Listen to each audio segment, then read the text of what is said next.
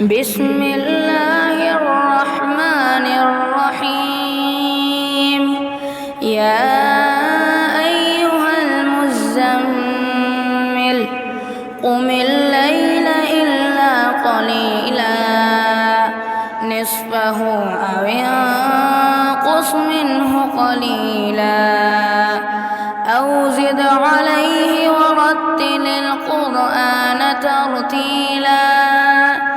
إنا سنلقي عليك قولا ثقيلا إن ناشئة الليل هي أشد وطئا وأقوم قيلا إن لك في النهار سبحا طويلا واذكر اسم ربك وتبتل إليه تبتيلا رب المشرق والمغرب لا إله إلا هو فاتخذه وكيلا واصبر على ما يقولون واهجرهم هجرا جميلا وذرني والمكذبين أولي النعمة ومهلهم قليلا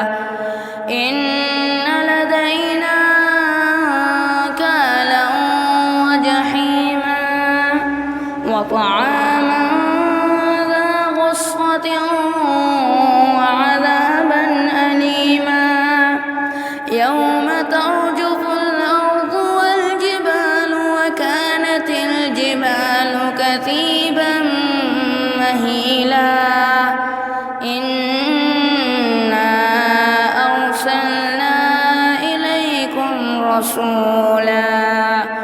شاهدا عليكم كما أرسلنا إلى فرعون رسولا فعصى فرعون الرسول فأخذناه أخذا وبيلا فكيف تتقون إن كفرتم يوما يجعل الولدان شيبا السماء منفطر به كان وعده مفعولا إن هذه تذكرة فمن شاء اتخذ إلى ربه سبيلا إن ربك يعلم أنك تقوم أدنى من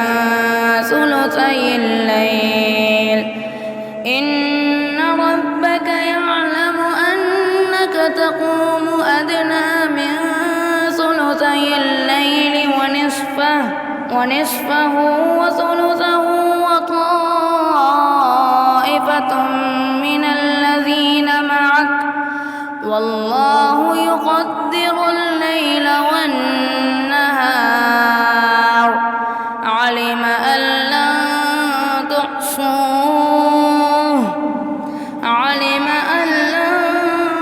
تحصوه فتاب عليكم فاقرؤوا ما تيسر من القرآن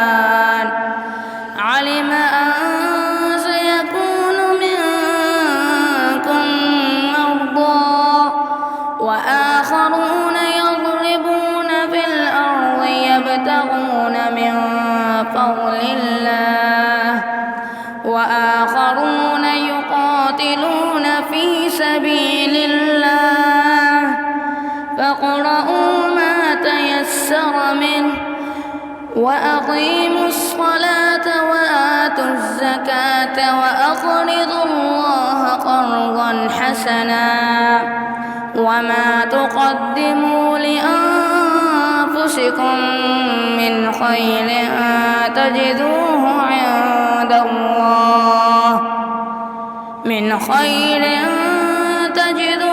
عند الله هو خيرا وأعظم أجرا واستغفروا الله إن الله